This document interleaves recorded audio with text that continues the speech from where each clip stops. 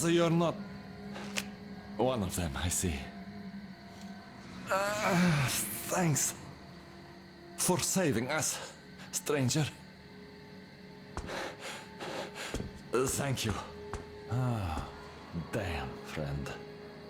How did it even come out this way? Well, you're at the final exam now. You'll pass it with flying colors, I know it.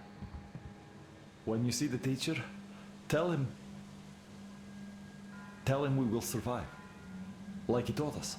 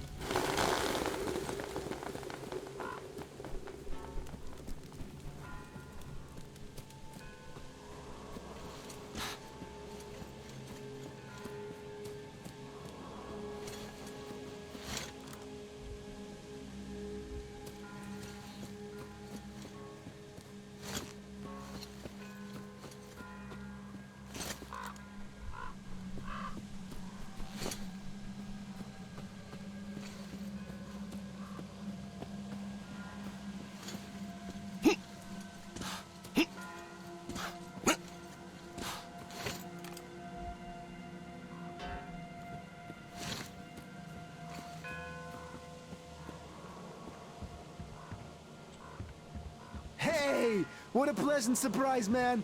It's me, your pal. You saved me just now, and I brought help.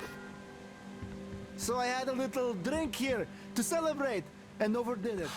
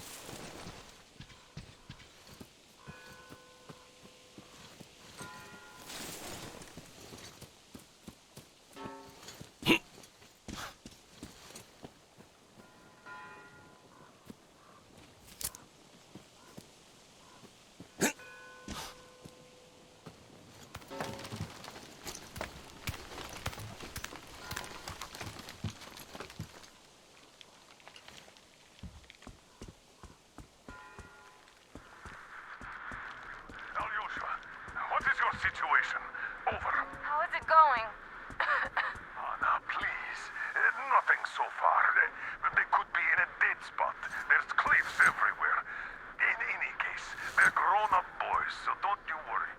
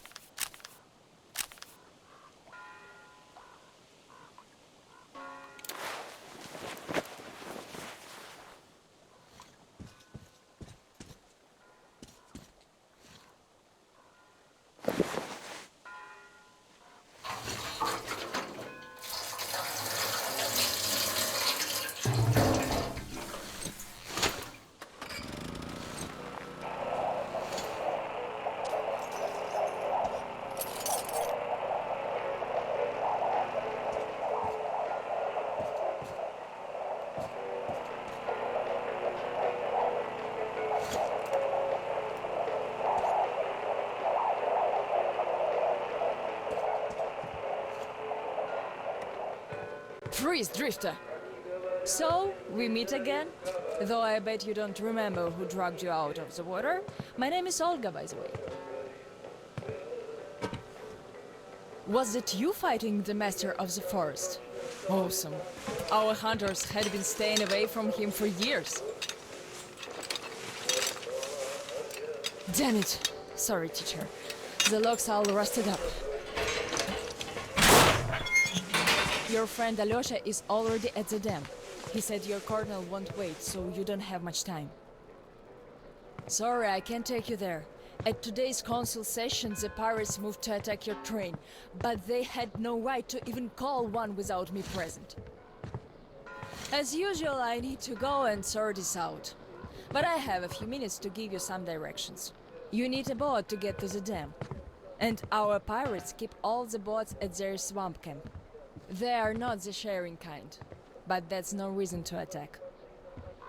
Nobody wants bloodshed, so just stay out of their sight. Take the road to the barricade. Go down to the swamp and find the dock.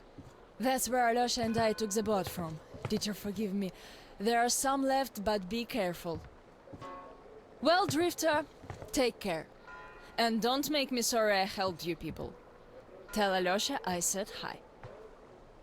I'll stay a bit longer to tend to the grave of the teacher.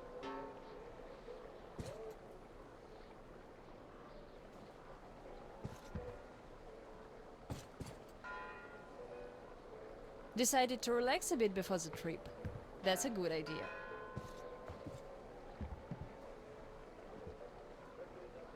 And I am stuck in thought here. Once the master decided to haunt the vicinity, people all but stopped coming here, though they haven't forgotten. The teacher raised us all, taught us how to survive in the forest. If not for him, we'd all be long dead. So the girls used to come here every day, and the boys still make it from time to time. Even Roman does visit, though it was because of him that the teacher left back then. Most of us went on a trip down the river. There were just a few people left on duty in the camp.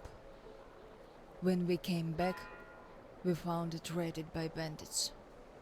It still pains me to remember the scene. Can't even describe it. Once we and the younger group were done crying, the teacher was digging the graves alone. The elder boys were nowhere to be seen.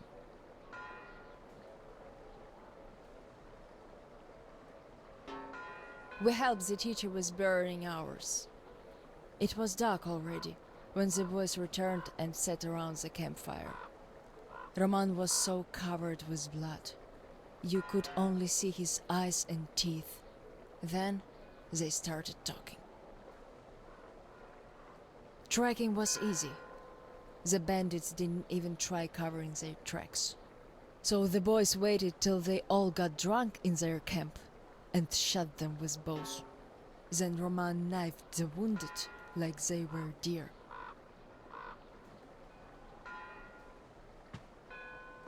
The teacher just sat there listening. I can still see his chin tremble. And he didn't say anything. Anything at all. They understood what he meant anyway.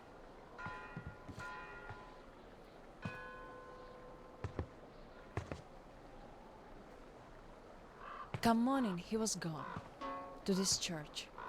At first he wouldn't speak to anyone, but us girls kept checking up on him, just to bring him some berries, or ask for advice. And gradually, he started speaking to us. Still, he was like a different man, so distant.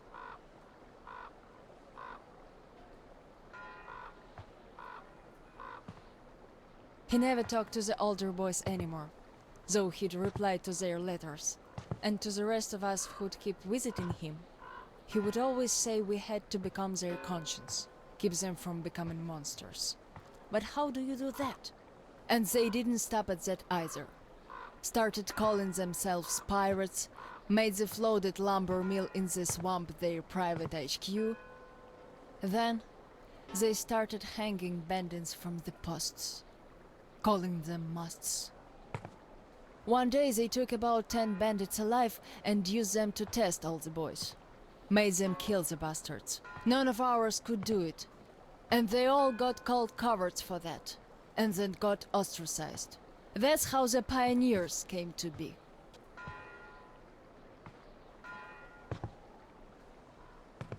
Of course, they all calmed down by now.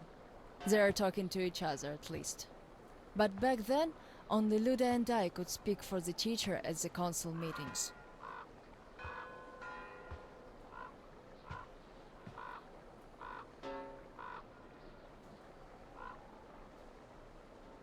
In the end, Luda and a few boys just couldn't take it anymore and left. I wonder if they found a better place to live. I still keep checking the radio hoping to hear from them.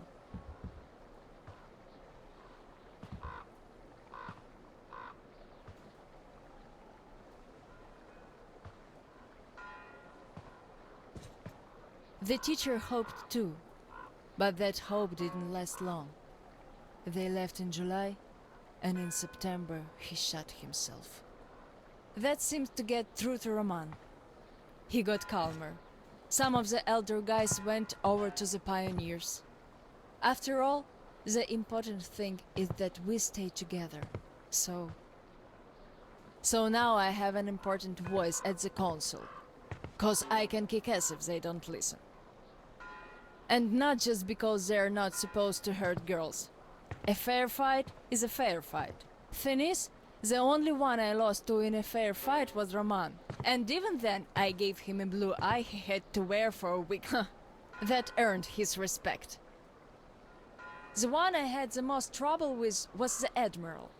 He was Roman's right-hand man. Wouldn't leave the lumber mill no matter what. Kept saying we must defend it, if we don't want the mutants to eat the whole valley. But the radiation levels kept climbing there. Roman checked it with the counter himself. So at one council meeting, Roman and our instructors had everyone vote against the Admiral, and the pirates went on to build a new fort near the shore, where it's still okay to stay. The Admiral would have none of that, so he and his most hardcore flunkies stayed at the mill. I never heard from them again. Radiation's not to be played with. The teacher didn't warn us all for nothing. So now, without the Admiral, there is nobody who'd dare give me any trouble in the council. I'll put a leash on them tonight, all right. Don't you worry. I just need some time to gather my thoughts. I don't like politics, really. You could listen to the teacher's diary if you like. He kept recording it, as if he knew. Yes, I must have heard it 100 times already, and still, we let him down. We really did.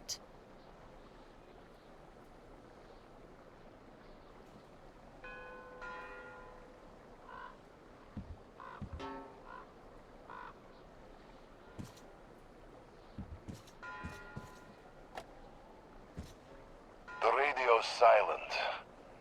My last hope for giving them a positive goal, leading them out of this forest dead end, was a complete fluke. Where did I go wrong? How could these great, talented, active, brave, honest, friendly children who would actively seek justice turn into monsters? Sure, I'm no Pestalozzi, but I did all I could. And even more, I gave them all my soul, my life. And what did that result in? A society of shut-ins who only respect strength and are no less cruel than the bandits they fight. Yes, some of them kept their purity, shrugged off the bad influence, and ended up leaving. I gave them all the fuel I had. But how few they were. Most changed. Could it be that in this world that routinely changes even the harmless animals into nightmarish freaks, mankind simply has no future?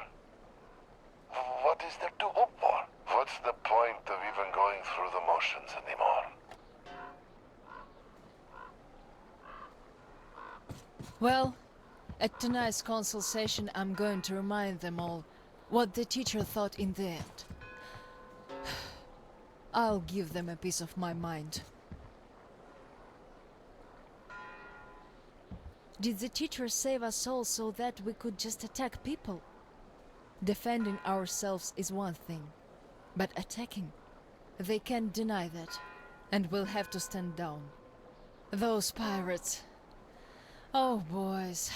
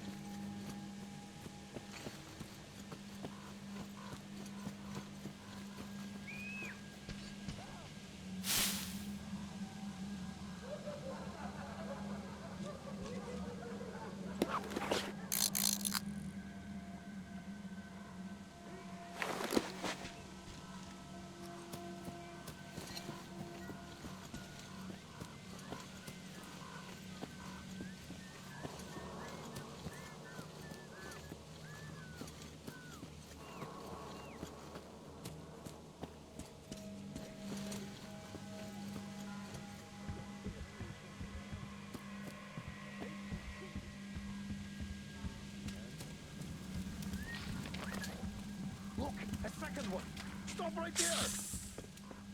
Yeah, the bastard wants a boat! Take him down! We count to 5! 1, 2,